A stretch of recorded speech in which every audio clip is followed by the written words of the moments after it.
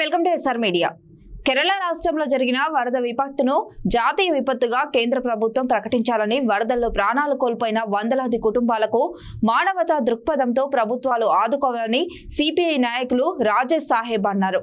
కర్నూలు జిల్లా పత్తికొండ పట్టణంలో CPI party ఆధ్వర్యంలో కేరళ రాష్ట్రం వరద బాధితుల సహాయార్థం విరాళాలు సేకరించాలని చేపట్టారు. వయనాడు జిల్లాలో వరద బాధితుల సహాయార్థం ప్రజల నుండి విరాళాలను సేకరించి ఆ రాష్ట్రానికి సహాయం చేయడానికి విరాళాలు సేకరణ చేపట్టాలని సిపిఐ నాయకులు తెలిపారు.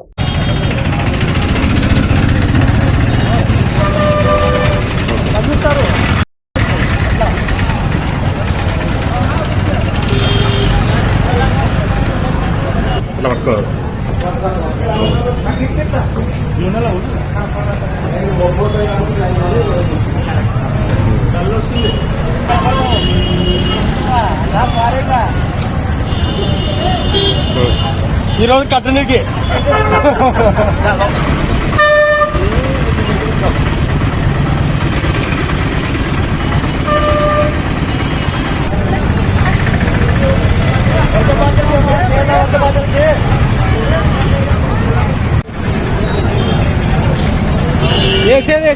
నువ్వు కొద్దిగా రానా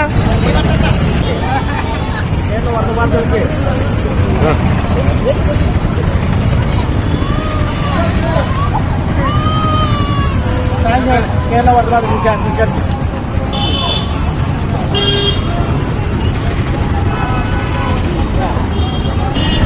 ఇట్లా అట్లా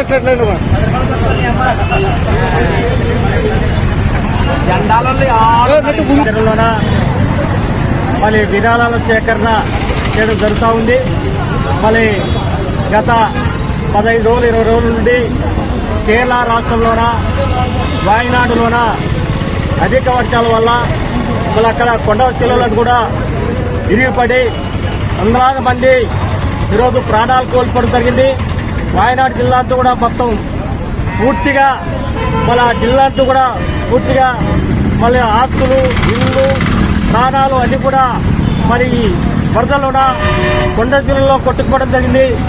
మళ్ళీ దేన్ని చూసి చలించి కేరళ రాష్ట్రం అంతా కూడా విలవలాడుతుంది.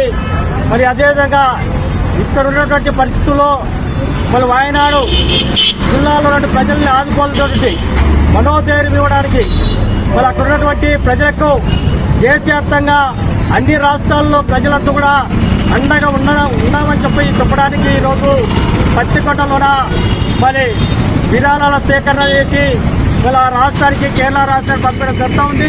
మళ్ళీ ఈరోజు ఈ విపత్తుని జాతీయ విపత్తుగా మళ్ళీ ప్రకటించాల్సిన అవుతుంది. కేరళ రాష్ట్రంలోన ఆదుకోవాల్సినటువంటి అవసరం కూడా ఎంతైనా ఉంది. మానవతా దృక్పథంతో ఈరోజు ఆ రాష్ట్రంలోన స్వర్వం కోల్పోయి ఈరోజు మరి కనీసం తల్లి పిల్ల మళ్ళీ ఒకరికొకరు ఎక్కడున్నారో తెలియదు. ఇంకా ఇప్పటికీ మళ్ళీ అక్కడ ఉన్నటువంటి కొండ జిల్లాలో మళ్ళీ ఇరిగిపోయి వరదల్లో కొట్టకపోయి కాళ్ళు చేతులను కూడా ఇడిభాగాలుగా విడిపోయి అందుకు కూడా అక్కడ ఉన్నటువంటి ప్రాంతాల్లో కనపడతా ఉంది. చూస్తుంటే చలిస్తూ ఉంది.